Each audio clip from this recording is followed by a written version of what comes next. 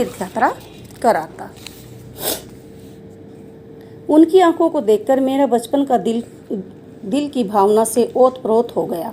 उनकी आंखों में को देखकर, जो भगवान के प्रति भक्ति देखकर, अल्लाह के प्रति भक्ति देखकर लेखक कहते हैं कि मेरे बचपन में जो दिल की भावना थी वो ओत-प्रोत है। मतलब उनकी भावनाओं से, उनके कहे अनुसार जो भी बातें होती थी उससे मेरा बचपन ओत-प्रोत है। मैंने उनसे कहा, मेरे मामा जी से कुछ कर्ज क्यों नहीं ले लेते दादा।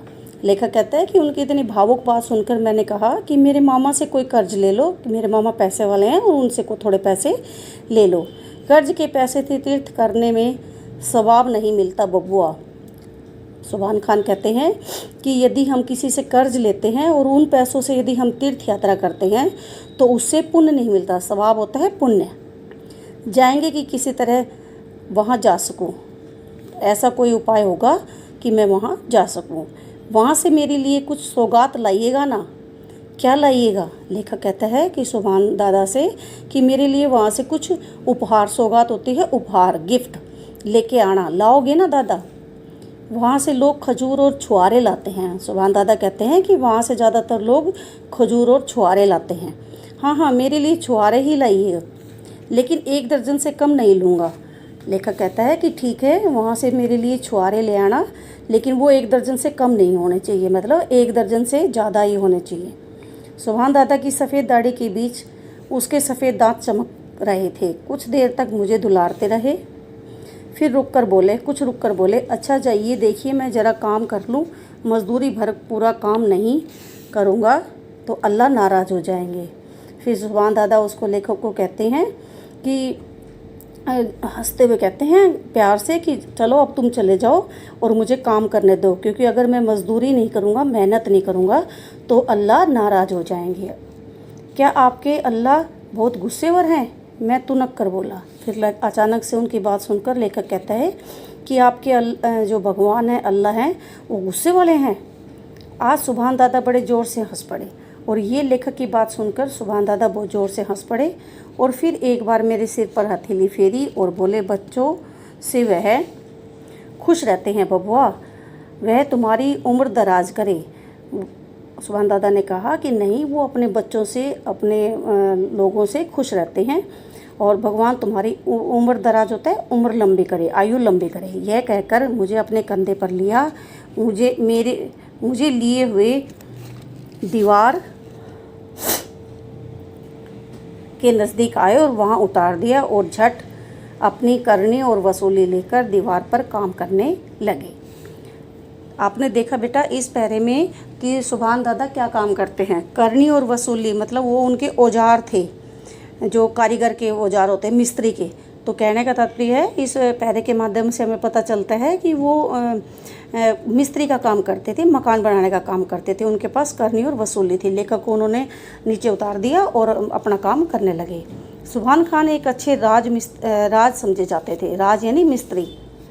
जब जब घरों की दीवारों पर कुछ मरम्मत की ज़रूरत होती, उन्हें बुला लिया जाता था। आते हैं, 5-7 रोज़ यहीं रहते हैं, काम ख़त्म करके चले जाते हैं, और जहाँ वो काम करते हैं वहीं वो रुक जाते हैं रात को, और लगातार काम करने के बाद 5-7 दिन के अंदर वो अपना काम कंप्लीट करके ख़त्म करके चले जाते हैं।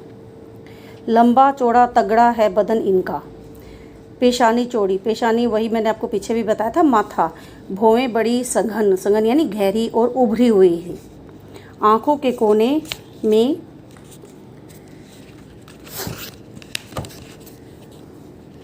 कुकर लाली और पुतलियों में कुछ नीलेपन की झलक। नाक असाधारण ढंग से नुकीली, दाढ़ी सघन, दाढ़ी गहरी थी, इतनी लंबी कि छाती तक पहुंच जाए।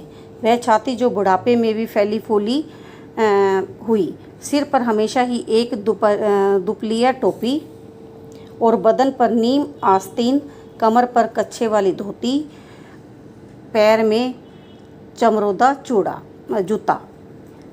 चेहरे पर नूर टपकना तेज, मतलब चमक थी उनके चेहरे पर। मुंह से भलाई छड़ती, भले मानस के बोलने चालने, बैठने उठने के कायदे होते हैं, नियम की पूरी पाबंदी करते वह। इसमें उनकी शारीरिक संरचना के बारे में बताया है कि किस तरह उनकी वो देखने में कैसे लगते थे और क्या उनका पहनावा था। किंतु बचपन में मुझे सबसे अधिक भाती उनकी सफ़ेद चमकती हुई दाढ़ी, नमाज के वक्त कमर में धारण करी हुई लुंगी और शरीर में सादा कुर्ता पहन, घुटने टेक, दोनों हाथ छाती से जरा ऊपर उठा, आधी आंखें मूंद कर जब कुछ मंत्र पढ़ने लगते, मैं विस्मय मुग्ध होकर उन्हें देखता रहता। लेखक कहता है कि उनकी सफ़ेद चमकती हुई दाढ़ी थी और नमाज के समय वो धोती लुंगी पहनकर शरीर के ऊपर सादा कुर्ता पहनते थे और घुटने टेक कर जब छाती के ऊपर से हाथ उठाते थे और आंखें मूंद कर जब वो मंत्र बोलने लगते थे, मतलब नमाज पढ़ते थे, तो मैं उनको चुपचाप एक टक लगाकर देखता रहता था। मुझे ऐसा मालूम होता सचमुच उन्हें अल्लाह वहाँ आ गए। और जैसे सुभान दादा नमाज़ पढ़ते थे तो लेखक को ऐसा आभास होता था जैसे मानो जैसे वो बोल रहे थे मंत्र पढ़ते हुए। तो लेखक कहता है कि मुझे ऐसा लगता है जैसे मानो सच में वहाँ अल्लाह आ गए।